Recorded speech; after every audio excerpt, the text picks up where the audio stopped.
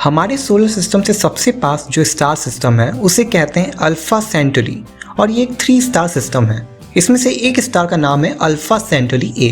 अब जैसे हमारे सोलर सिस्टम में कुछ प्लैनेट्स हैं वैसे ही अल्फा सेंटरी ए में भी कुछ प्लैनेट्स हैं और उनमें से एक है पॉलीफीमस जो दिखने में थोड़ा बहुत जुपिटर प्लैनेट की तरह लगता है। अब हर प्लैनेट के पास एक या एक से ज्यादा नेचुरल सैटेलाइट्स होते हैं जिन्हें कॉमनली मून भी कहा जाता है। तो पॉलीफीमस को सराउंड करते हैं इन टोटल 14 मून्स और उनमें से एक मून है पेंडोरा। अब अगर पेंडोरा की एटमॉस्फेयर की बात की जाए तो it is a mixture of nitrogen, oxygen, CO2, xenon methane and hydrogen sulphide, जहाँ पे CO2 का कॉन्सेंट्रेशन अर्थ के कंपैरिजन में ज़्यादा होता है। अब जैसे कि हम लोग जानते हैं कि CO2 की हाई कॉन्सेंट्रेशन में ह्यूमंस ब्रीथ नहीं कर सकते, तो इसलिए यहाँ पे ह्यूमंस अगर बिना किसी ब्रीथिंग इक्विपमेंट के जाते हैं तो उनकी डेथ होना निश्चित है।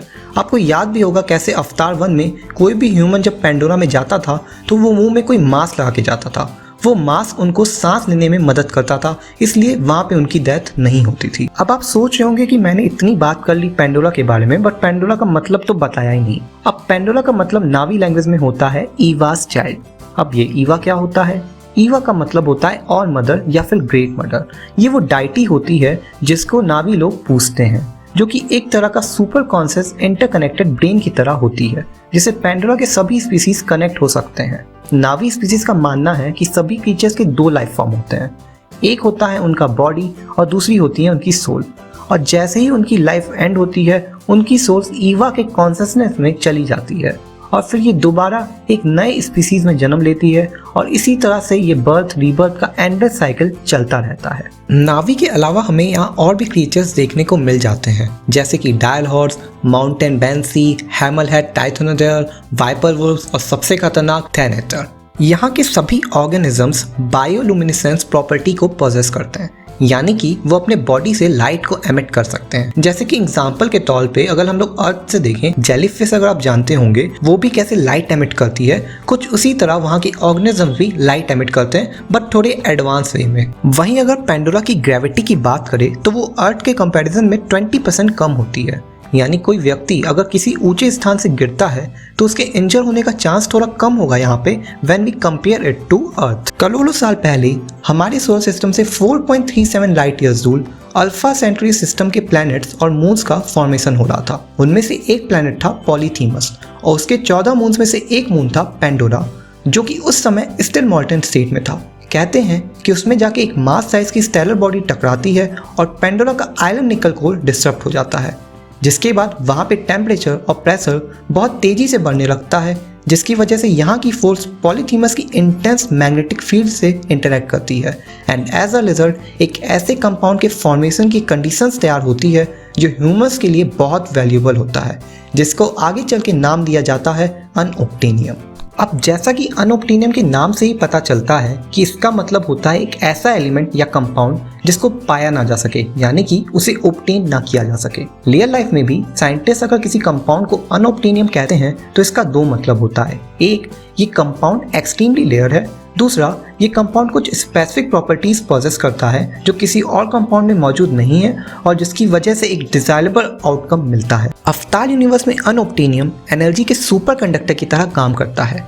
इसकी कीमत $20 मिलियन पर किलोग्राम होती है और अगर इसे अर्थ में ले जाके रिफाइन कर दिया जाए तो इसकी कीमत $40 मिलियन पर किलोग्राम हो जाती है। अब आपको भी समझ में आ रहा होगा कि अनओब्टेनियम ह्यूमंस के लिए इतना वैल्यूएबल क्यों है। ह्यूमंस इसको माइन करके हेल ट्रक नाम के एक व्हीकल में ले जाते हैं जो कि पेंडोरा की कंडीशंस के हिसाब से ही बनाया गया है। वो अनओब्टेनियम को लेके हेल्स गेट में जाते हैं जहाँ पे ह्यूमंस डिसाइड करते हैं और फिर इसको वेलकाइली शटल के through ISV venture star spaceship में पहुंचाते हैं, जहाँ से ये सप्लाई अर्थ के लिए एक्सपोर्ट होती है। इस पूरे प्रोसेस की जिम्मेदारी RDA को मिली होती है, यानी कि रिसोर्स डेवलपमेंट एडमिनिस्ट्रेशन। ये एक नॉन गवर्नमेंटल ऑर्गेनाइजेशन है जिसकी पॉलिटिकल और फाइनेंशियल पावर अर्थ की कई गवर्नमेंट से भी ज्यादा होती है। अगर कुछ और प्रॉपर्टीज की बात की जाए तो अनओब्टेनियम एक ऐसा सुपर कंडक्टर है जिसके पास एक स्ट्रॉन्ग मैग्नेटिक फील्ड है, जबकि अर्थ के दूसरे सुपर कंडक्टर्स मैग्नेटिक फील्ड को रिपेल करते हैं। यही नहीं, बाकी सुपर कंडक्टर्स के कंपैरिजन में अनओब्टेनियम एक स्टेबल क्वासी क्रिस्टल की तरह बिहेव करता है, जिसके एटम्स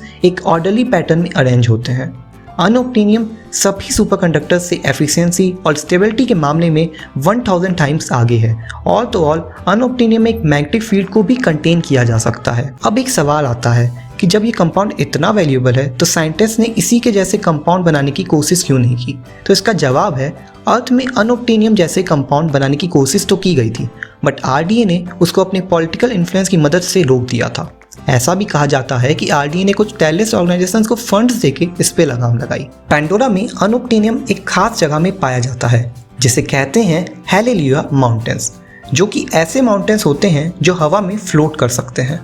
इसके पीछे का कारण है पेंडोला और पॉलीथीमस में मौजूद मैग्नेटिक फील्ड का ओवरलैप। इस ओवरलैप की वजह से कई फ्लक्स कॉन्स की फील्ड्स बन जाती हैं। फ्लक्स कॉन्स यानी कि वो जगह जहाँ पे इलेक्ट्रोमैग्नेटिज्म का इन्फ्लुएंस सबसे ज़्यादा होता है। ये फील्ड्स उनके साथ इंटरैक्ट करती है जहाँ पे अनऑब्टेनियम की कॉन्सेंट्रेशन हाई होती है। As a result unobtanium rich formations in field से अट्रैक्ट होकर हवा में चले जाते हैं, और ताकि ये स्पेस में ना जा पाए इसलिए काउंटर मैग्नेटिज्म का फॉर्म जिसे क्वांटम लॉकिंग कहा जाता है वो इन्फॉर्मेशंस को होल्ड किए रहते हैं। इसी तरह के रिच अनऑब्टेनियम फॉर्मेशंस को हालेलुया माउंटेन्स कहते हैं।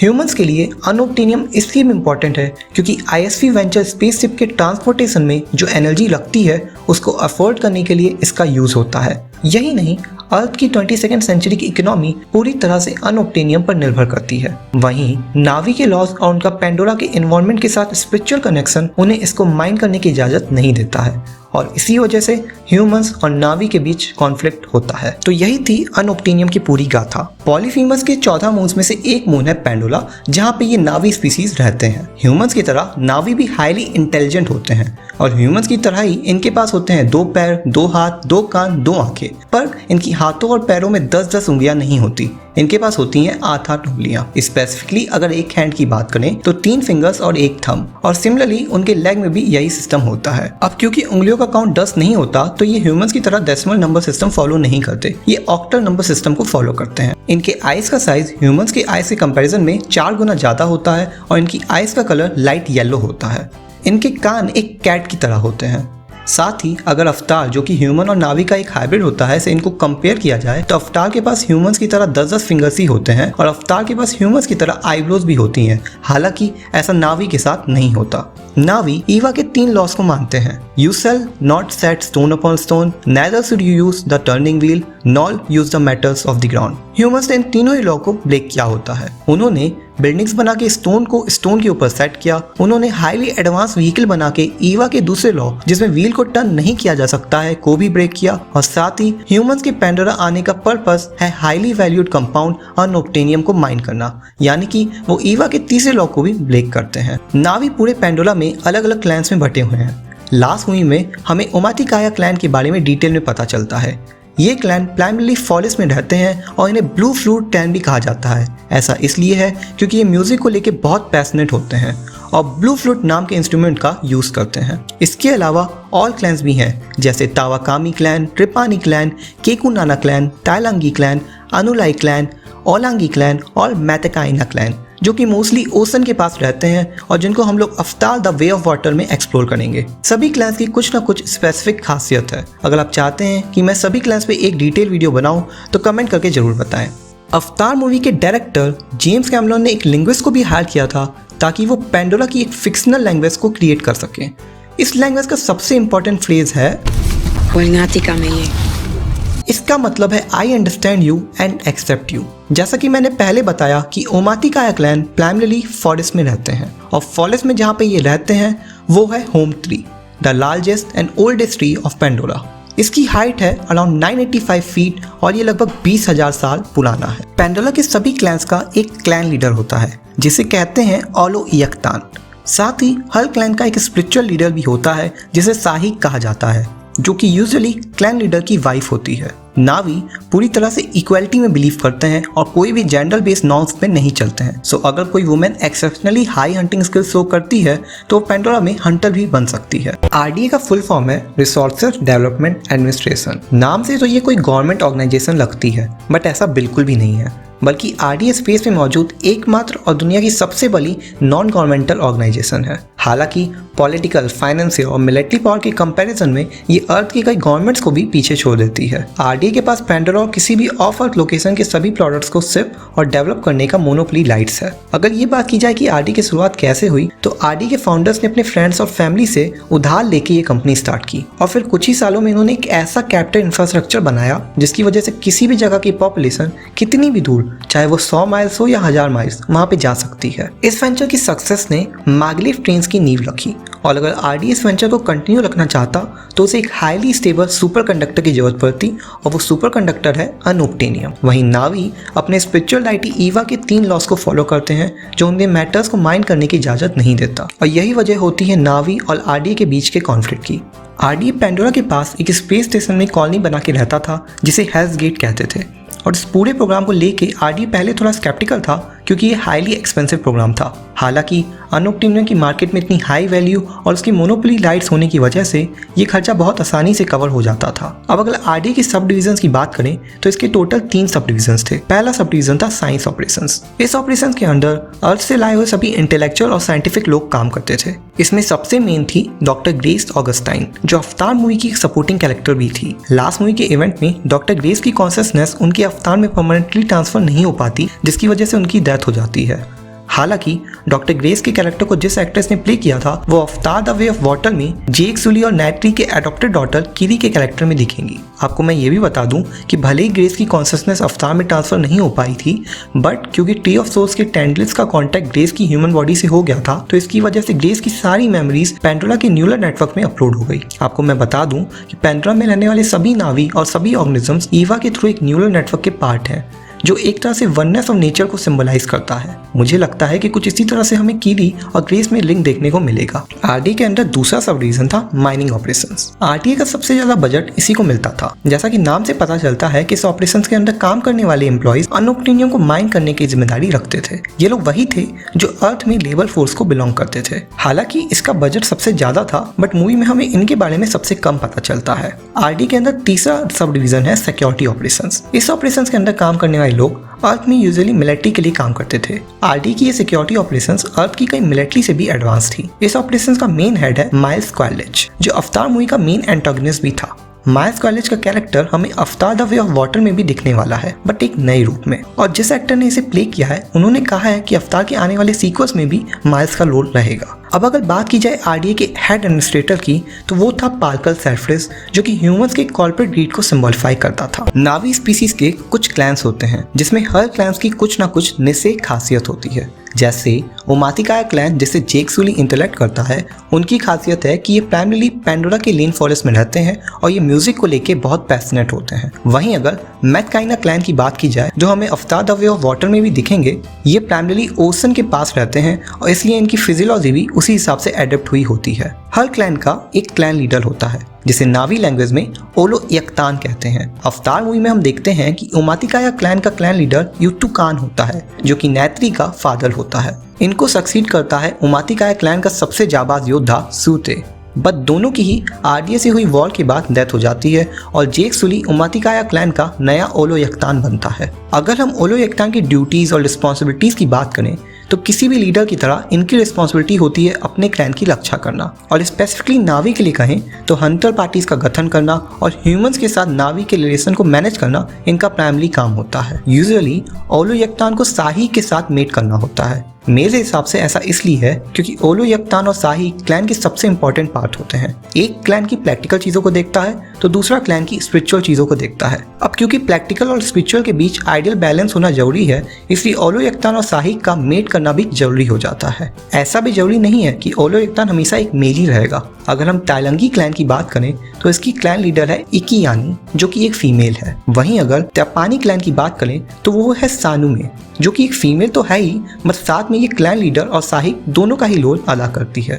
अब चलिए थोड़ी बहुत बातें मैं आपको formal clan leaders of Omaticaya clan Eytukan और सूते के बारे में बताता हूँ। तो आरडीए ने कुछ सालों पहले डॉक्टर ग्रेस की देखरेख में नावी के लिए एक स्कूल बनाया था जिसमें नावी लोग ह्यूमन कस्टम्स के बारे में सीख सकते हैं जिसकी वजह से ह्यूमंस और नावी के बीच में कल्चरल गैप कम होने की उम्मीद थी। बट अनफॉर्चुनेटली आरडीए के सिक्योरिटी ऑपरेशंस की वजह से कुछ नावी बच्चों की डेथ हो जाती है और उसमें सूर्य की होने वाली मेट जो कि युट्टुकान की बेटी और नेक्स्ट साहिक होती है वो भी इसमें इंक्लूड होती है। इसमें ये जानना बहुत इंटरेस्टिंग है कि कैसे जब ये डिसीजन लिया जा रहा था तो युतुकान की वाइफ मोट ने युतुकान को कन्विंस किया था, जबकि युतुकान इसके लिए बहुत स्केप्टिकल था। इससे हमें पता चलता है कि युतुकान एक दूरदर्शी लीडर था जो इस चीज को भांप गया था कि कैसे ह्यूमंस के साथ इंटरेक्ट करने में फ्यूचर में खतरा हो सकता है। वहीं हम अगर सूते की बात करें तो अवतार मूवी के स्टार्टिंग में तो एक बहुत ही एलोगेंट सा बंदा लगता है, बट जैसे जैसे मूवी प्रोग्रेस करती है हमें पता चलता है कि कैसे सूते बस अपने क्लैन को लेकर बहुत प्रोटेक्टिव है। ऐसा इसलिए है कि उस स्कूल वाली दुर्घटना के दौरान सूते भी वहाँ मौजूद था, तो इसकी वजह से उसके मन में ह्यूमंस के लिए एक हेट्रेड सी आ गई है। हालांकि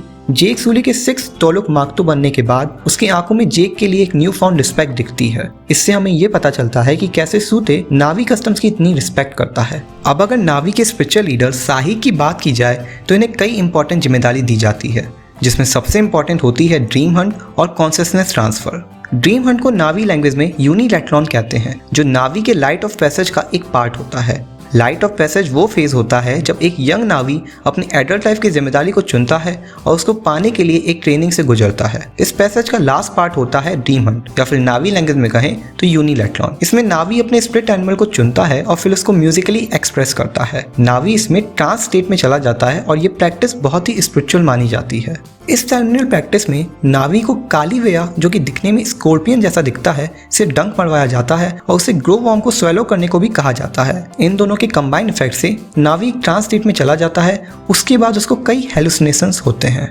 अवतार मूवी के डिलीटेड सीन में जेक सूली ड्रीम हंट के दौरान देखता है कि कैसे पेंडोला के सभी नावी ईवा और एक दूसरे से एक यूनिफाइड न्यूरल नेटवर्क की तरह कनेक्टेड है। हम अवतार मूवी में ये भी देखते हैं कि युतुकान की वाइफ मोट साहिक होती है और उसका सक्सेसर होने वाली थी सिल्वानिन, बट आरडीए की वजह से उसकी डेथ होने के बाद अब नए सक्सेसर का दामोदार नैत्री पे आ गया होता है। मोट की दोस्ती डॉक्टर ग्रेस ऑगस्टाइन से हो जाती है और ह्यूमंस और नावी के बीच में कल्चरल गैप कम करने की उम्मीद को लेके डॉक्टर ग्रेस नावी के लिए स्कूल का आइडिया देती है, जिसको मोट थोड़ा हेजिटेट करने के बाद मान जाती है और जैसा कि मैंने पहले बताया वो युतुकान को भी इसके लिए कन्विंस कर देती है। साथ ही मैं आपको बता दूं कि मोट एक एक्सपीरियंस हीलर भी होती है और साहिक होने के कारण ईवा से सबसे क्लोज कॉन्टेक्ट मोट का ही होता है। मोट को ह्यूमन बॉडी से अवतार में परमानेंट कॉन्शियसनेस ट्रांसफर करने का एक्सपर्ट भी माना जाता है। हमें मोट का कैरेक्टर अवतार द वे ऑफ वाटर में भी देखने को मिलेगा और ये इंटरेस्टिंग रहेगा देखना कि साहिक के तौर पे मोट और कौन कौन सी स्पेशल एबिलिटीज को पोजेस करती हैं। लाइट ऑफ पैसेज एक यंग नावी से एक एडल्ट नावी बनने का फेज होता है, जिससे हर नावी को लाइफ में एक बार गुजरना होता है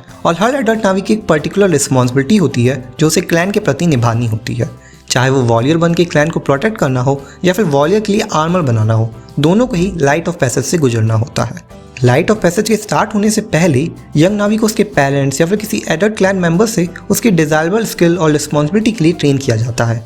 जैसे कि अगर कोई नावी वॉरियर बनना चाहता है तो उसकी ट्रेनिंग यंग एज से ही स्टार्ट हो जाती है। फिर जब उसकी ट्रेनिंग एंड होती है तो लाइट ऑफ पैसेज के फेजेस के थ्रू जाने के लिए रेडी हो जाता है।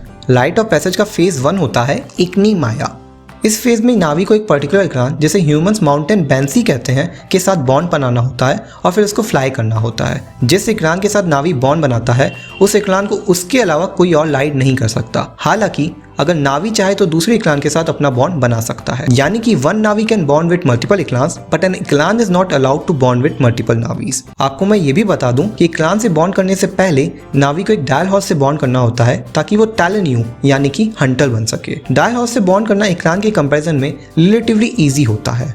अब अगर इग्नी माया प्रोसेस की बात करें तो नावी को हेलेलुया माउंटेन के ऊपर बेंसी लुकली में जाना होता है जहाँ पे इक्लान नेस्ट करता है। नावी को अपने यूनिक इक्लान का अंदेशा तब लगता है जब कोई इक्लान उस पर अटैक करता है और उसके बाद नावी को बेंसी कैंचर को थ्रो करके एक प्रॉपर टेक्निक का यूज़ करते हुए इक्लान के स्नाउट को कवर करना होता है। ये बहुत ही कठिन कार्य होता है और कई नावी की जान भी इसी पाथ के दौरान हुई होती है। जब नावी इक्रान को होल्ड करने में कामयाब हो जाता है तो जल्द से जल्द नावी को इक्रान के बैक के पास जाके अपने क्यू से इक्रान की क्यू को कनेक्ट करना होता है। इस प्रोसेस को साहेलू कहते हैं। एक बार जब बॉन्ड हो जाता है तो फिर नावी को तुरंत इक्रान के साथ लाइट पे निकलना होता है ताकि दोनों के बीच एक लाइफ लॉन्ग बॉन्ड बन सके। जब नावी इक्रान के साथ सक्सेसफुली लाइट कर लेता है तो उसे इक्लाना मार्क II यानी कि बेंसी राइडर का दर्जा दे दिया जाता है। लाइट ऑफ पैसेज के नेक्स्ट फेज में जाने से पहले around 72 hours of banshee riding compulsory होती है। इस प्रोसेस को कंप्लीट करने के बाद नावी को एक बैटल बैंड मिलता है जो इस चीज को सिग्निफाई करता है कि कितनी बहादुरी से एक नावी इक्लाना मार्क II बनता है। इसके बाद लाइट ऑफ पैसेज का नेक्स्ट फेज होता है यूनिलैटरॉन यानी कि ड्रीम हंट। ये एक स्पिरिचुअल और साइकेडेलिक फेज होता है जिसमें नावी को अपने स्पिरिट एनिमल को ढूंढना होता है और उसे ढूंढने के बाद वो क्लैन के सामने उसे म्यूजिकली एक्सप्रेस करता है। इस प्रोसेस में नावी को कालीविया नाम की स्पीसीज जो दिखने में स्कॉर्पियन जैसा लगता है से डंक मरवाया जाता है और उसे ग्रोमॉर्म नाम के इंसेक्ट को स्वेलो करने को भी कहा जाता है। इन दोनों के कंबाइंड इफेक्ट से नावी ट्रांस स्टेट में चले जाता है, यानी कि एक ऐसे स्टेट में जहां वो स्पिरिचुअली कई ऐसी चीजें देख सकता है जिसके बारे में उसको नॉर्मल स्टेट में कोई आइडिया नहीं होता है। अवतार मूवी के क्रिएटेड सीन में जेक सूर्य ड्रीम हंट के दौरान देखता है कि कैसे पेंडोरा के सभी लोग आपस में और ईवा जो कि उनकी डाइटी है के साथ एक यूनिफाइड वे में कनेक्टेड है और ये सब मिलके वननेस ऑफ द इकोसिस्टम को सिग्निफाई करता है। अब जब एक नावी का ट्रांस स्टेट खत्म हो जाता है, उसे उसका स्पिरिट एनिमल मिल जाता है, तो उसके बाद लाइट ऑफ पैसेज का ये दूसरा फेज भी खत्म हो जाता है। लाइट ऑफ पैसेज के तीसरे फेज में एक फैमिली होती है जिसमें उस नावी को एक एडल्ट नावी का दर्जा मिल जाता है और अब वो अपनी रिस्पॉन्सिबिलिटी के साथ ओमातिकाया क्लैन का एक रिस्पेक्टफुल और इम्पोर्टेंट मेंबर बन जाता है। ह्यूमंस और नावी के बीच में एक बड़े डिफरेंस की बात करें तो वो होता है कि नावी के पास झूठ का कॉन्सेप्ट होता ही नहीं है। मैडम हमका झूठ बोले आवाज ही नहीं है। वहीं हम अगर इंसानों की बात करें तो झूठ सिर्फ एक कॉन्सेप्ट ही नहीं, आज के दिन में एक फंडामेंटल पॉइंट इन लाइफ हो गया है। अब सवाल ये आता है कि नावी के पास झूठ का कॉन्सेप्ट क्यों नहीं होता। इसका जवाब ये है कि नावी एक दूसरे के मेंटल थॉट्स को पढ़ सकते हैं और इसकी वजह है नावी के एनाटॉमी का पार्ट क्यू को नावी लैंग्वेज में कुडू कहते हैं। ये नावी के हेयर के पास पाया जाता है और एक न्यूरल वेब के अंदर प्रोटेक्टेड होता है और दिखने में थोड़ा थोड़ा पिंक कलर की हेयर की तरह ही लगता है, बट असल में ये पिंक कलर का टेंडल होता है जो कि नावी के नर्वस सिस्टम का एक्सटेंशन होता है। और ऐसा भी नहीं है कि ये सिर्फ नावी के एनाटॉमी में पाया जाता है। पेंडोरा के सभी ऑर्गेनिजम्स के पास क्यू होता है और इनफैक्ट नावी को छोड़ के बाकी ऑर्गेनिजम्स के पास 2 क्यू होते हैं। पेंडोरा की स्पीसीज एक दूसरे से अपने क्यू को कनेक्ट कर सकते हैं और फिर वो एक दूसरे से मेंटली, फिजिकली, इमोशनली, स्पिरिचुअली और ना जाने कितने ऐसे एली के सहारे कनेक्ट हो जाते हैं। नावी अपने क्यू को पेंडोरा की फ्लोरा और फौना से भी कनेक्ट कर सकते हैं, जैसे कि ट्री ऑफ सोल्स, जहां से नावी अपने क्यू को कनेक्ट करके अपने एंसेस्टर्स की आवाज सुन सकते हैं। नावी अपनी डाइटी ईवा से भी क्यू के थ्रू कनेक्ट हो सकते हैं और जब कोई नावी अपने मेट को चुनता है तो अपने क्यू को उसके क्यू से कनेक्ट करता है, जिससे वो लाइफ टाइम के लिए उससे इमोशनली और सेक्सुअली कनेक्ट हो जाता है। यही नहीं, नावी के लाइट ऑफ पैसेज इकनी माया के दौरान नावी को अपने क्यू को इकरान के साथ कनेक्ट करना होता है ताकि उसे वो लाइट कर सके। तो चाहे किसी नावी को अपने एंसेस्टर से कनेक्ट होना हो या इकरान को लाइट करना हो या फिर मेट करना हो, सभी प्रोसेस में क्यू का यूज होता है और इस क्यू को कनेक्ट करने के प्रोसेस को कहते हैं साहिलू। नावी इसके सहारे अपनी मेमोरीज और कॉन्शियसनेस को भी अपलोड कर सकते हैं। आपको मैं ये भी बता दूं कि मेटिंग के अलावा साहिलू किसी भी प्रोसेस में सेक्सुअल नहीं होता है और सिंपली फिजिकल सेंसेशन और मेंटल थॉट्स को फील और पढ़ने में काम आता है। यही नहीं, साहिलू का यूज कॉम्प्लिकेटेड प्रोसेस जैसे कि कॉन्शियसनेस ट्रांसफर में भी होता है, जहां पेंडोरा के सभी नावी अपने क्यू को एक दूसरे से कनेक्ट करते हैं और साही किस चीज को लीड करता हुआ ईवा के थ्रू एक इंडिविजुअल की कॉन्शियसनेस को एक बॉडी से दूसरे बॉडी में भेजता है। लास्ट मूवी में हम देखते भी हैं कैसे जेक सुले की कॉन्शियसनेस अपनी इंसानी शरीर से अवतार में परमानेंटली ट्रांसफर होती है। साहिलू इसलिए भी पॉसिबल है क्योंकि पेंडोरा के फौना और फ्लोरा एक तरह के न्यूरल नेटवर्क के थ्रू कनेक्टेड है। इस नेटवर्क का रीजन है पेंडोरा मून पे इलेक्ट्रोमैग्नेटिक फोर्स का होना, जो कि गैस जायंट पॉलीफेमस और लोकल स्टार्स की वजह से है। इस न्यूरल सिस्टम से कनेक्ट होने के लिए भी नावी को क्यू की जरूरत पड़ती है, जिससे वो कई हाईली एडवांस चीजें कर सकते हैं जो ह्यूमंस के लिए पॉसिबल नहीं है। होम ट्री को नावी लैंग्वेज में केरुटलाल कहते हैं। इन ट्रीज की हाइट ह्यूमंस के ट्रीज के कंपैरिजन में कई गुना ज्यादा होती है। एग्जाम्पल के तौर पे अगर देखा जाए तो अर्थ पे नीम के पेड़ की हाइट अराउंड 20 मीटर होती है, वहीं ओमातिकाया क्लैन की होम ट्री की हाइट 150 मीटर है। अब जैसा कि नाम से पता चलता है होम ट्री, ये ट्री किसी का घर है। ऐसे तो सभी नावी के लिए होम ट्री बहुत इंपॉर्टेंट है, बट स्पेशली ओमातिकाया क्लैन और टिपानी क्लैन के लिए खास इंपॉर्टेंट है क्योंकि उनका पूरा क्लैन होम ट्री में ही रहता है। सुनने में थोड़ा अजीब लग रहा होगा कि ट्री के अंदर कोई कैसे रह सकता है, तो मैं आपको बता दूं कि होम ट्री की हाइट ही नहीं बट सर्कमफ्रेंस भी बहुत ज्यादा होता है और इसके बीच में कई नेचुरल हॉलो स्पेसेस होती हैं जहाँ पे नावी का एक पूरा परिवार रह सकता है। ओमातिकाया क्लैन का होम ट्री लगभग 10,000 साल पुराना है और ये उस जगह पे होता है जहाँ पे अनोप्टिनियम की एक अच्छी खासी खदान होती है। अनोप्टिनियम एक highly stable quasi crystal compound होता है जिसकी कीमत होती है $20 मिलियन पर किलोग्राम और ये ह्यूमंस के लिए बहुत वैल्यूएबल होता है। यही प्राइमरी कारण भी होता है ह्यूमंस और आरडी के बीच हो रहे कॉन्फ्लिक्ट का। होम ट्री को नावी के कई रिचुअल्स के लिए भी यूज किया जाता है, जैसे कि ड्रीम हंट के बाद नावी को होम ट्री के ब्रांच से बो को कार्व करने का राइट मिलता है। अब जैसा कि मैं बता रहा था कि होम ट्री के नीचे अनोप्टिनियम की एक भारी खदान होती है और आरडीए के सिक्योरिटी ऑपरेशंस का लीडर माइल्स कॉलेज किसी भी हालत में उसे पाना चाहता है, तो आरडीए होम ट्री पे अटैक का प्लान बनाती है और जेक नावी के ओमातिकाया क्लैन को समझाता भी है कि वो वहां से चले जाए, बट वो इस चीज को नहीं मानते और ओमातिकाया क्लैन और आरडीए के बीच में एक फुल फ्लैज वॉर होती है जिसमें आरडी होम ट्री को डिस्ट्रॉय करना चाहता है। नावी बहुत बहादुरी से लड़ते हैं, बट अनफॉर्चुनेटली आरडीए के एडवांस वेपनरी के सामने उनकी नहीं चल पाती और आरडीए होम ट्री को डिस्ट्रॉय करने में सक्सेसफुल हो जाता है। यही नहीं, उमातिकाया क्लैन का लीडर यूटुकान की भी डेथ अपने क्लैन के कुछ मेंबर्स को बचाते हुए हो जाती है और आरडीए इस वॉर को जीत जाता है। तो यही थी होम ट्री की कहानी। उम्मीद है आपको ये अच्छी लगी होगी। पेंडुलम में एक highly stable quasi crystal compound unobtanium का भारी डिपॉजिट मौजूद है जो कि पेंडोरा के पूरे क्षेत्र में अलग अलग स्थानों में फैला हुआ है। इस अनोप्टिनियम नाम के पदार्थ में कुछ ऐसी मैग्नेटिक फील्ड है जो ह्यूमंस के लिए बहुत एडवांस है और इन मैग्नेटिक फील्ड की वजह से ही पेंडोरा में कुछ रहस्यमयी चीजें होती हैं, जैसे कि हेलेलुआ माउंटेन का हवा में फ्लोट करना और पेंडोरा में एक ऐसे न्यूरल नेटवर्क का होना जिससे पेंडोरा के सभी फ्लोरा और फौना आपस में कनेक्टेड है। नावी इस नेटवर्क को अपने क्यू से कनेक्ट करके एक्सेस कर सकते हैं। अब सवाल ये आता है कि पेंडोरा के इस न्यूरल नेटवर्क की वजह क्या है? ऐसा क्या साइंटिफिक रीजन है जिसकी वजह से यहाँ के सभी फ्लोरा और फौना एक दूसरे से कनेक्टेड है? तो याद कीजिए, मैंने वीडियो के स्टार्टिंग में बताया था कि पेंडोरा पॉलीफेमस प्लैनेट के 14 मून्स में से एक मून है। बट पेंडोरा की खास बात यह है कि ये पॉलीफेमस की काफी क्लोज प्रॉक्सिमिटी में है, जिसकी वजह है कई इलेक्ट्रोमैग्नेटिक फोर्सेस का इफेक्ट जो आपको पेंडोला में देखने को मिलता है। और आप ये जानते ही हैं कि पेंडोला में अनोटिनियम का एक भारी डिपॉजिट मौजूद है। तो जब पेंडोला में मौजूद मैग्नेटिक फील्ड और ये इलेक्ट्रोमैग्नेटिक फोर्स आपस में इंटरैक्ट करती है तो एक ऐसा न्यूरल नेटवर्क का फॉर्मेशन होता है जो पूरे पेंडोला में फैला हुआ है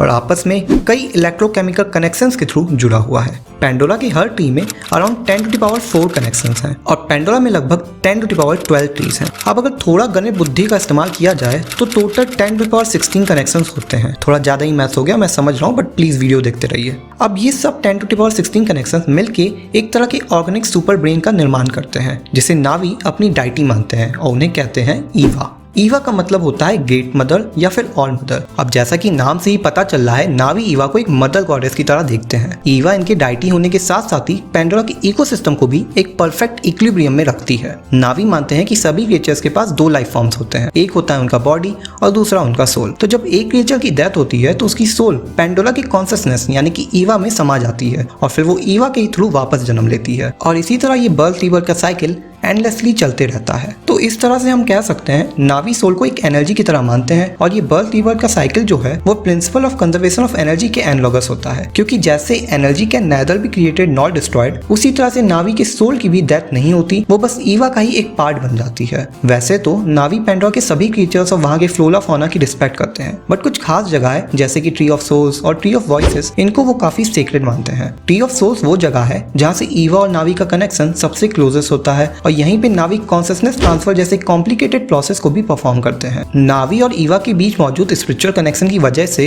नावी का कैरेक्टर बहुत ही सेल्फलेस और प्योर मोटिव वाला होता है और इस स्पिरिचुअल कनेक्शन की वजह से ही ईवा ने कई बार नावी की जान तक बचाई होती है। जैसे कि अवतार मूवी में हम देखते हैं कि उमातिकाया क्लैन और आरडी के बीच में हो रही बैटल के दौरान ईवा पेंडोरा के सभी क्रिएचर्स को कंट्रोल करते हुए नावी को एड करने के लिए भेज देती है, जिसकी वजह से नावी उस वॉर को जीत जाते हैं। नावी का स्पिरिचुअल लीडर साहिक ईवा और नावी के बीच का प्राइमरी पॉइंट ऑफ कॉन्टेक्ट होता है। साहिक वो होता है जो ईवा के विल को इंटरप्रेट करके अपने क्लैन को गाइड करता है। नावी ईवा को एक क्रिएटर डाइटी नहीं मानते, लेदर वो ईवा को एक ऐसा डाइटी मानते हैं जो इन्हें जीने का तरीका सिखाता है, एक फीलिंग ऑफ वननेस देता है और समय समय पे उनकी हेल्प भी करता है। और साथ ही नावी इतने बुद्धिमान होते हैं कि वो कुछ नेचुरल डिजास्टर्स जैसे कि वॉल्केनोज या सुनामी एक्सेट्रा इनको वो कोई लिविंग डायमंड एंटिटी के साथ नहीं जोड़ते और इनको बस एक अनकंट्रोलेबल एक्ट ऑफ नेचर ही मानते हैं जिसमें ईवा का कोई हाथ नहीं होता। पेंडोरा में मौजूद न्यूरल नेटवर्क जिसकी वजह से सभी नावी और क्रिएचर्स आपस में कनेक्टेड हैं, अगर हम उसकी सोर्स की बात करें तो वो भी ईवा ही होती है। ट्री ऑफ सोर्स को नावी लैंग्वेज में वेटलाया लामू नॉन्ग कहते हैं। ये बहुत ही बड़ा विलो ट्री होता है जिसका नावी की डाइटी ईवा के साथ क्लोजेस्ट कनेक्शन होता है। Tree of source outer world से अपने सीड्स वुड स्प्राइट के थ्रू इंटरेक्ट करते हैं। वुड स्प्राइट को नावी लैंग्वेज में एटोकिलिना कहते हैं। नावी इन सीड्स को बहुत ही ऑस्पिशियस मानते हैं और इनका ये भी मानना है कि ये सीड्स प्योर सेक्रेट स्पिरिट्स होते हैं।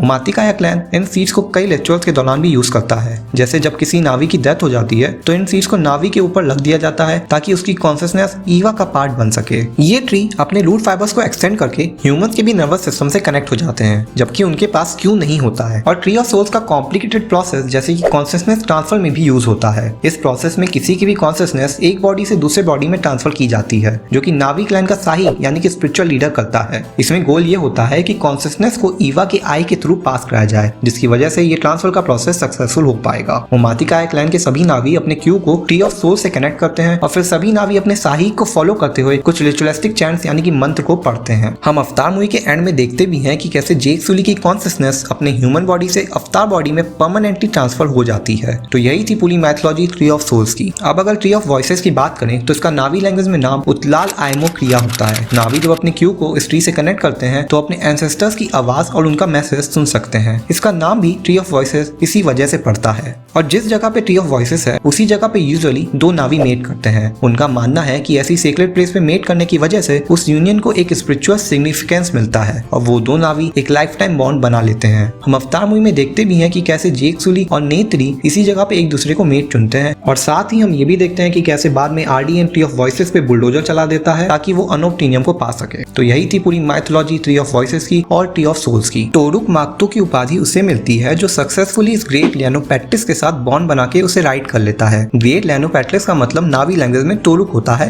और टोरुक का ट्रांसलेशन होता है लास्ट शैडो। ऐसा इसलिए है क्योंकि टोरुक अपने विक्टिम के ऊपर से अटैक करता है और जब तक इसका विक्टिम कुछ समझ पाए तब तक ये उसका काम तमाम कर देता है और सिर्फ इसकी शैडो ही विक्टिम को मरने से पहले दिखती है एंड हेंस इसका नाम लास्ट शैडो यानी कि टोरुक पड़ जाता है। और ये इतना खतरनाक होता है कि माउंटेन बैंसी जैसे स्पीसीज को भी ये हंट करता है। नावी के लिए टोरुक किसी लेजेंड से कम नहीं है और उनके डांस, सॉन्ग्स और कई कल्चरल प्रैक्टिस में टोरुक सेलिब्रेट किया जाता है। नावी ये भी मानते हैं कि टोरुक माक्तो वही बन सकता है जिसका दिल बहुत मजबूत है और जिसके मन में नावी के लिए अत्यंत प्रेम भाव है। अब तक सिर्फ 6 लोगों को ही टोरुक माक्तो की उपाधि मिली है जिसमें लास्ट था जेक सुली।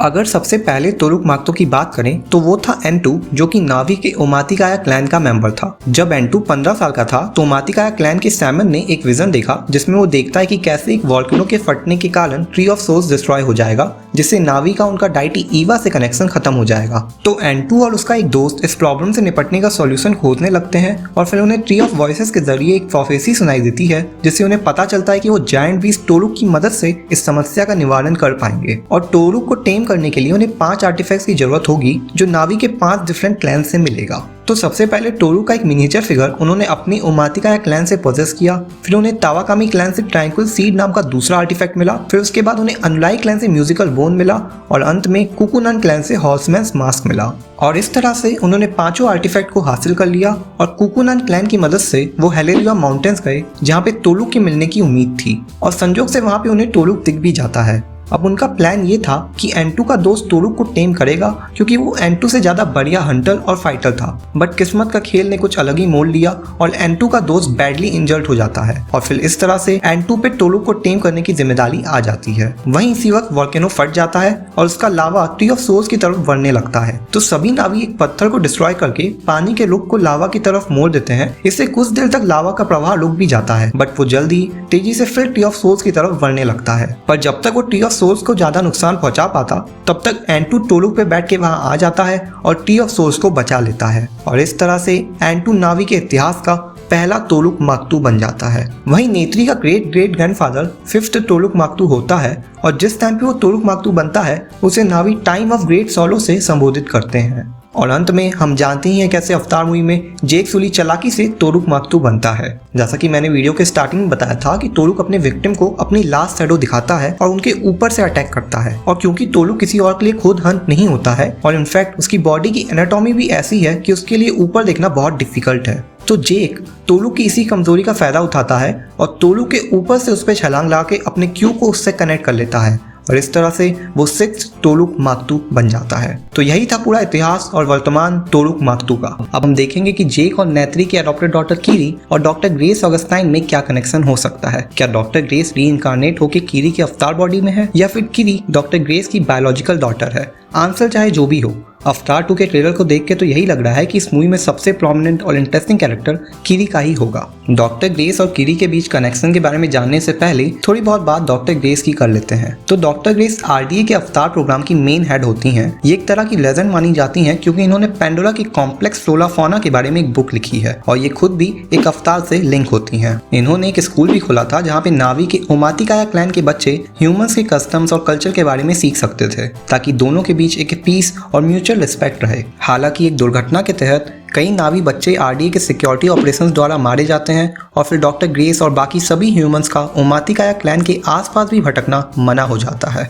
बट जैसा कि हम लास्ट मूवी में देखते हैं कि कैसे जेक सुली की वजह से ह्यूमंस और नावी के बीच रिलेशन सुधरने लगते हैं, और अवतार मूवी के एंड में ही हम ये भी देखते हैं कि डॉक्टर ग्रेस की कॉन्शियसनेस उनके अवतार बॉडी में परमानेंटली ट्रांसफर नहीं हो पाती और इस वजह से उनकी डेथ हो जाती है। सवाल ये है कि ऐसी स्पेकुलेशंस ही क्यों है कि इनके बीच कोई कनेक्शन होगा। तो मैं आपको बता देता हूँ कि अवतार द वे ऑफ वाटर में किरी के कैरेक्टर को वही एक्ट्रेस प्ले कर रही हैं जिन्होंने डॉक्टर ग्रेस के कैरेक्टर को प्ले किया था, जिनका नाम है सिगोर्नी वीवर। अब एक 14 साल की टीनेजर का कैरेक्टर अगर 73 साल की एक्ट्रेस प्ले कर रही हैं तो ऑफकोर्स इसके पीछे जेम्स कैमरन की कुछ वजह तो रही होगी। एक स्कीम है, अमीरों की स्कीम मेरे हाथ लगी है। जेम्स कैमरन ने अपने एक रीसेंट इंटरव्यू में ये भी बताया कि किरी डॉक्टर ग्रेस के अवतार बॉडी से कॉन्सीव हुई है और वो डॉक्टर ग्रेस की ही बायोलॉजिकल डॉटर है। अब सवाल ये आता है कि ग्रेस के मरने के बाद भी किरी की बर्थ कैसे हुई। हम ये बात जानते हैं कि डॉक्टर ग्रेस की डेथ लास्ट मूवी में ही हो गई थी, बट उन्होंने मरने से पहले जेक को बताया था कि वो नावी की डाइटी एवा के साथ है।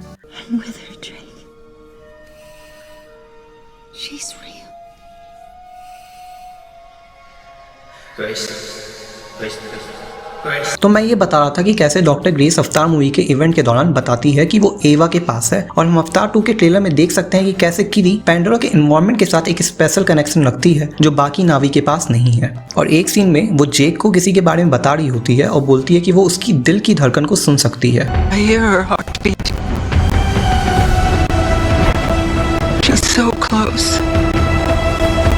जिस मिस्टीरियस चीज की बात किरी कर रही है वो एवा के अंदर डॉक्टर ग्रेस ही हो सकती है, क्योंकि भले ही लास्ट मूवी में डॉक्टर ग्रेस की कॉन्शियसनेस ट्रांसफर नहीं हो पाती बट वो एवा के अंदर चली गई थी, और क्योंकि किरी उनकी डॉटर है तो उसका पैंडोरा के एनवायरनमेंट के साथ स्पेशल कनेक्शन भी समझ आता है। आपको मैं ये भी बता दूं कि पैंडोरा के फ्लोरा फौना में डॉक्टर ग्रेस भी बहुत इंटरेस्टेड थी और एक साइंटिफिक स्टडी उसके बारे में करना चाहती थी। अब अगर बात की जाए किरी के बर्थ की तो वो ग्रेस के अवतार बॉडी से कॉन्सेप्ट इसलिए हो पाई क्योंकि ग्रेस एवा से कनेक्टेड है और वो मरने के बाद भी अपने अवतार को कंट्रोल कर सकती है। आपको यहाँ पे ये बताना इंपॉर्टेंट हो जाता है कि पैंडोरा में एनर्जी या फिर अगर हम उसे सोल कहें वो कभी भी क्रिएट या डिस्ट्रॉय नहीं होती, बस एवा से बोरो की जाती है और इसलिए वो अपनी डॉटर किरी से अभी भी कनेक्टेड है। तो यही थी मेरी थ्योरी कि किरी और डॉक्टर ग्रेस में क्या कनेक्शन हो सकता है। ट्रेलर में देखा जा सकता है कि जेक सुली की फैमिली अब काफी एक्सपेंड हो गई है और एक कैरेक्टर के रोमांटिक इंटरेक्शन को देख के तो ये लग रहा कि ये फैमिली अभी और एक्सपेंड होगी। अब ये देखना होगा कि इस फैमिली का डायनेमिक्स कैसा होगा और कितना बड़ा रोल ये अवतार सागा में करेगा। तो इस पूरे अवतार फ्रेंचाइज के मेन कपल हैं जेक सुली और नेत्री। हम अगर पहले जेक सुली के साइड की फैमिली की बात करें तो अवतार मूवी में हमें जेक के पेरेंट्स के बारे में कुछ भी पता नहीं चलता है। वहीं जेक के ट्विन ब्रदर टॉम की डेथ हो जाती है। आपको ये याद होगा कि कैसे अवतार मूवी में टॉम सुली वो शख्स होता जो अवतार प्रोग्राम में जाता, बट उसकी अनटाइमली डेथ की वजह से उसके भाई जेक को चुन लिया जाता है। फिर हम जानते ही हैं कि कैसे जेक और नेत्री को एक दूसरे से प्यार हो जाता है और वो ट्री ऑफ वॉइसेस के सामने मीट भी कर लेते हैं। अब अगर जेक सुली के ससुराल की बात की जाए तो उसके फादर इन लॉ का नाम था यूतुकान, जो आरडीए से वॉर के दौरान वीर गति को प्राप्त हो जाता है। यूतुकान नावी के ओमातिकाया क्लैन का ओलो यक्तान यानी कि क्लैन लीडर भी था, जो अपने क्लैन की रक्षा बखूबी करना जानता था। वहीं उनकी वाइफ और जेक की मदर इन लॉ हैं मोट, जो हमें अवतार द वे ऑफ वाटर में भी देखने को मिलेंगी। मोट ओमातिकाया क्लैन की साहिक यानी कि स्पिरिचुअल लीडर होती हैं। इनका काम होता है कि वो नावी की डाइटी एवा के मैसेजेस को इंटरप्रेट करके अपने क्लैन को बताएं। नेत्री की एक बहन भी होती है जिसका नाम होता है सिल्वानिन। सिल्वानिन के बारे में जानने के लिए आपको ये फैक्ट भी पता होना चाहिए कि अवतार मूवी के इवेंट से कुछ वक्त पहले डॉक्टर ग्रेस ऑगस्टाइन, जो कि अवतार प्रोग्राम की हेड थी, उन्होंने एक स्कूल खोला था जिसमें नावी के बच्चे पढ़ सकते थे, जिसकी वजह से नावी और ह्यूमंस के बीच कल्चरल गैप के कम होने की उम्मीद थी। इस स्कूल में ओमातिकाया क्लैन के नेत्री, सिल्वानिन, सूते और कई नावी बच्चे पढ़ते थे, बट अनफॉर्चुनेटली आरडीए के सिक्योरिटी ऑपरेशंस द्वारा कई नावी बच्चों की डेथ हो जाती है, जिसमें सिल्वानिन भी होती है। हालांकि नेत्री और सूटे बच जाते हैं। इसके बाद ह्यूमंस का ओमातिकाया क्लैन के आसपास भी भटकना मना हो जाता है। अब चलिए उन कैरेक्टर्स की बात करते हैं जो हमें अवतार द वे ऑफ वाटर में पहली बार दिखेंगे। तो जेक और नेत्री का फर्स्ट बॉर्न सन होता है नेत्याम। आगे चल के मोस्ट प्रोबेबली जेक की जगह यही लेगा, हालांकि ट्रेलर से हमें नेत्याम के बारे में ज्यादा कुछ पता नहीं चलता है। इसके बाद सेकंड नंबर का सन होता है लोक। लोक का कैरेक्टर अवतार 2 में काफी इंपॉर्टेंट होने वाला है, क्योंकि ट्रेलर में हमें लोक और लिया, जो कि मैथकाइना क्लैन के क्लैन लीडर की बेटी है, उनके बीच एक रोमांस देखने को मिल रहा है। और मुझे लगता है मूवी के एंड में लोक का ओमातिकाया और मैथकाइना क्लैन को यूनाइट करने में एक बहुत बड़ा रोल रहेगा। अब तीसरे नंबर पे आती है टुक। इसका पूरा नाम तो आप देख ही सकते हैं, बट इसे प्यार से सब लोग टुकी कहते हैं, तो मैंने भी सोचा क्यों ना इसे टुकी कहें। ये सुली परिवार की सबसे छोटी और सबसे क्यूट सदस्य है। मैंने इसको तीसरे नंबर पे इसलिए बताया क्योंकि नेत्याम, लोक और टुक जेक और नेत्री के बायोलॉजिकल चिल्ड्रन हैं, बाकी 2 एडॉप्टेड हैं। अब अगर एडॉप्टेड चिल्ड्रन की बात करें तो वो है किरी और माइल्स। किरी का कैरेक्टर भी बहुत ही इंपॉर्टेंट होने वाला है मूवी के लिए। अब अगर हम बात करें माइल्स की, जिसकी बाकी नावी अवतार की तरह ब्लू स्किन नहीं होती बल्कि नॉर्मल ह्यूमन स्किन होती है। ऐसा इसलिए है क्योंकि जेक ने इसे तब अडॉप्ट किया किया था जब ह्यूमंस को लास्ट मूवी के इवेंट में पेंडोरा से वापस पृथ्वी भेजा जा रहा था, बट क्योंकि माइल्स का पृथ्वी में कोई नहीं था तो इसलिए जेक ने इसको अडॉप्ट कर लिया था। तो यही था पूरा परिवार जेक सुली का। अब एक बार पूरा रिवीजन कर लिया जाए तो जेक का भाई होता है टॉम, जो पहले अवतार प्रोग्राम में जाने वाला होता है, बट उसकी डेथ के कारण जेक को जाना पड़ता है। जेक के पेरेंट्स के बारे में हमें कोई भी इंफॉर्मेशन नहीं है। फिर पेंडोरा में जेक मिलता है नेत्री से और वो दोनों आपस में शादी कर लेते हैं। शादी या नावी का जो भी कस्टम है वो कर लेते हैं। और जेक के मदर इन लॉ का नाम होता है मोट, जेक के फादर इन लॉ का नाम होता है यूटुकान, जिनकी डेथ लास्ट मूवी में ही हो जाती है। और जेक की साली होती है सिल्वानिन, जिसकी डेथ अवतार मूवी के इवेंट से पहले ही हो जाती है। फिर जेक और नेत्री के 5 बच्चे होते हैं, जिसमें 3 बायोलॉजिकल 2 एडॉप्टेड होते हैं। 3 बायोलॉजिकल में सबसे बड़ा होता है नेत्याम, दूसरे नंबर पे होता है लोग, तीसरे नंबर पे होती है टुक और 2 एडॉप्टेड है कीडी और माइल्स। चलिए, वीडियो अच्छा लगा है तो लाइक शेयर जरूर कीजिएगा। कमेंट करके बताइएगा कि आपको अवतार 2 से क्या क्या उम्मीदें हैं, और चैनल को बिना सब्सक्राइब किए आप जाते हैं तो कसम से बहुत बड़ा पाप कर रहे हैं आप।